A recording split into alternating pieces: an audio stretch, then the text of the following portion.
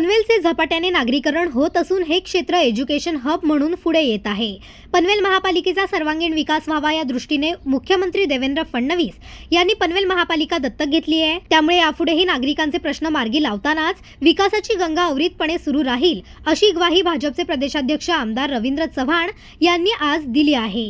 कार्यसम्राट व लोकप्रिय आमदार प्रशांत ठाकूर यांच्या विशेष प्रयत्नाने पनवेल महापालिका क्षेत्रामध्ये सुमारे 325 कोटी रुपयांच्या विकास कामांचे लोकार्पण व भूमिपूजन भाजप प्रदेशाध्यक्ष रवींद्र चव्हाण यांच्या हस्ते झाले. या कार्यक्रमाच्या अनुषंगाने पनवेल येथील लोकनेते दिबा पाटील विद्यालयात मार्गदर्शनात्मक कार्यक्रम माजी खासदार लोकनेते रामशेठ ठाकूर यांच्या अध्यक्षतेखाली पार पडला.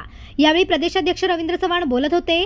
या कार्यक्रमाला प्रमुख पाहुणे म्हणून भाजपचे ज्येष्ठ नेते व माजी नगराध्यक्ष जयम म्हात्रे, आमदार प्रशांत ठाकूर, आमदार महेश बालदी, आमदार विक्रांत पाटील, भाजपचे जिल्हाध्यक्ष अविनाश कोळी, दिबांचे चिरंजीव अतुल पाटील, माजी महापौर कविता चौतमोल, आयुक्त मंगेश चितळे, माजी सभागृह नेते परेश ठाकूर, माजी विरोधी पक्षनेते प्रीतम म्हात्रे, भाजपचे जिल्हा सरचिटणीस नितीन पाटील, ॲडव्होकेट प्रकाश बिनेदार, शिवसेनेचे जिल्हा प्रमुख रामदास शेवाळे, RPIचे प्रभाकर कांबळे यांच्यासह माजी नगरसेवक, माजी नगरसेविका उपस्थित होते.